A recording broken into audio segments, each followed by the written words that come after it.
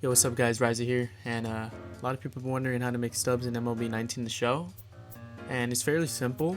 One suggestion is that I really wouldn't go for packs, because packs, this year they're better, but they still don't really benefit you in any way. So this one I'm going to show you right now, this way to earn stubs, I would say the 10k stubs range. So if you're working with 10k stubs, what you can do is go to the community market and see these golds. None of them really have a sell now order. So I would suggest going from the 1200s and up. So this Yoenis Cespedes, you could put in a buy order, put it for 1,000. Someone will sell it to you. Then once you get the actual order, once somebody sells it to you, put it up for 1219. You make 97 stubs that way. All right, so let's do the math on it. So if you do this 10 times, that's about 1,000 stubs. And they sell fairly quickly. You want to do this with all the 1200s and up. So anything that's over 1200 and has a sell now of 0, you want to put a buy order in, because you could make stubs for sure on those. You're not losing out on any stubs, because a quick sell equivalent is 1,000. So 1,000, if anything, if you don't sell it, you could always just quick sell it and get your stubs back. So all these 1200s, you can do the same thing for each of them. It adds up over time, trust me. Then you can start flipping bigger cards. Alright, here's a good example. The Starling Marte. You can put a buy order for 1059. 1059. Then once you get the order, and when somebody completes it, because somebody will sell it to you, put 1339, you get 205. You basically get 150 stubs from that. So that's a little bit of a better one. This Josh Bell, same thing. Put a buy order, 1151. Once you sell it, put it up for 1414. You get 1,273. It's not bad. And just keep doing this. It takes some time, but trust me, it's worth it, rather than wasting your stubs on packs. Another good example, Wilson Contreras is a good one. That's a 300 stub difference. You'll end up making 250. Michael Brantley, Justin Turner. Anything over 1200 that has a sell now to where you can put it for 1,000, anywhere from 1,000 to 1,005. But if you do see a stub gap, you always want to take those cards and resell them, flip them. Is Andrew Miller? It's a decent one. It's not the best. Yeah, but anything over 12,000 or anything over 1,200, if it has a sell now order from anywhere that you can put it from 1,000 to 1,005, you're completely fine on flipping that, and you won't really don't even lose anything from it. So you might as well just do it. Madison Bumgarner, same thing. You can flip that card. Trey Turner, you can flip that. You can mainly flip any gold, and it's fairly easy, and everything gets sold to you pretty quickly. So that's what I would recommend doing. If you have even if you have like 1k stubs, you'll flip it over. If you keep doing it, you'll flip it over time. It'll take you a little longer because you have 1k stubs, but the more stubs you have, like if you have 10,000, you can invest your time into flipping all these cards, and sooner or later you're gonna have 20k. You're gonna double your stubs. Then you can start flipping the bigger cards. All right, so once you have anywhere from 20k to, I would say, 50k, you can start flipping diamonds. This is Matt Chapman. Put buy order for 5,000. Put a buy order for 5,003. You're only spending 5,003. Quick sells for 5,000. If anything, you're only losing 3 stubs if you don't sell it, which you most likely will.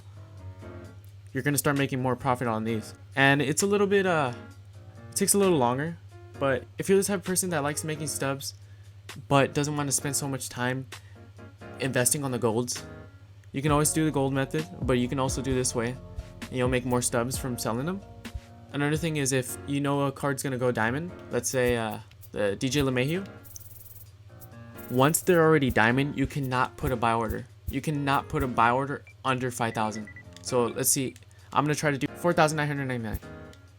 It won't let me do that.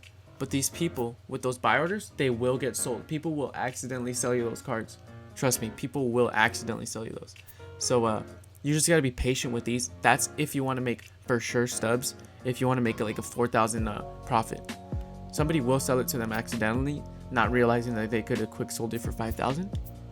So let's say DJ LeMahieu. All right, DJ LeMahieu has a very high chance of going diamond, which I'm guaranteeing he's going diamond. So you can still put in buy orders for him right now at 1,000. Once he goes diamond, that buy order will still be there. If you're the type of person that is patient and is willing to wait it out, you will make stubs. Trust me. People will sell them to you. It's just going to take a little time, but it's better than just not doing it. Another example, the reuse, same thing. Another thing is equipment. There's a lot of equipment that you can flip just right here. This is mainly if you have like 20k to 50k or 20k plus. Doesn't necessarily have to be a max cap, but yeah, you put the buy order for 3,010 or 3,510, then you try to sell it 5,423. You make 4,881, which is over 1k of a profit. So equipment's one of the best things to flip cards on if you have a lot of stubs, since you could put a bunch of buy orders in for them. So yeah, this is one of the main ways that I make my stubs, by flipping equipments. You want to find the ones with the best gap, that after the 10% tax that you're making profit still. Mainly you want to go for 1k profit on each of these equipment items. So let me try to find another example. Alright, here's another example. You can put a buy order for 6,458. Then you try to sell it. You want to undercut them by 1. You don't ever need to necessarily put it anything lower than 1. I don't know why people do that, but yeah, you'll receive 7,518, which is over 1k profit again. So you just do this with multiple cards, multiple equipment items, and I mean, every 10 that you do, that's additional 10k on top of what you already had. You're not really losing out on anything. And the next way to make stubs, most people know this already, but if you don't, this is a good tip. You want to do all the collections. You're going to have most of these collections since we're already this far in the year. So just fill in anything you have. So for example, unlockables and equipment, bat skins, get XP, packs, stubs. Great way to level up too. As well as the MLB collection team, the MLB team collection. Once you do all these, you get a ton of XP. So I would get on that and lock them in. This is mainly a tip as well. Add it on to grinding the market and flipping cards. You want to go to moments. All these moments give you stubs and XP. So if you need to level up, that's one of the best ways to do it. Another way to get stubs is if you do this map. I'll put up a picture of the screen on the map that has all the locations of the packs, stubs, and XP. You get extremely very good packs with this Conquest map. You get a All-Star Game pack, Home Run Derby pack, Ballin' is a Habit pack, standard packs. So as you can see, I didn't even have to play any of these games. I just simulated and I just simmed games and just went to the spots. I reinforced my team, got to the spots where the hidden rewards were at, and I was all set. I didn't have to play a single match. Alright, this next tip is mainly for the people who can actually get to 6 wins on Battle Royale. So you can go on Battle Royale to 1,500 stub entry, and now since they updated it, the 3 wins is a silver, 6 is a gold, 9 is a player choice pack, which is a 85 to 89 diamond, and the 12 win reward is a 90 plus overall player. Adding on to that, if you go 12-0, you get a pack where you can choose which 12-0 item you want to choose. For example, you have the Eric Gagne, you have the Reggie Jackson, you also have the Jorge Posada, which those cards can make you 200k to 300k depending on when you sell them. If there's a stub sale, they're usually going for 300k plus. But yeah, all you need to do is get to 6 wins and you pay for your entry back and you can enter back. And for me, I get 12 wins in Battle Royale like every 3 drafts. So in the long run, you're really paying off for all the Battle Royale entries, because once you get 12-0 or 12-1, you still make a ton of stubs and you basically pay back for all the entries you have, and you have an additional bunch of stubs left over. This video was just made to help anybody out who had trouble earning stubs in the game, and if they wanted to learn how to like work the market or where they can make stubs, how they can do it. I just wanted to help anybody out who wanted to make stubs and have a good team. Like I said, it's your choice if you want to purchase packs, but for me, I haven't really made anything out of packs and my pack luck is just terrible. Maybe that's just me.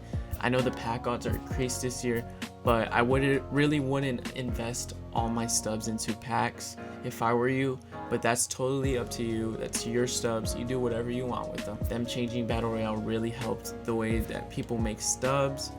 Also doing the Conquest map, Jeff Samardzija, yeah, I just wanted to help anybody out who just basically needed a way to make stubs. So just make sure you like, comment, and subscribe. I'm out.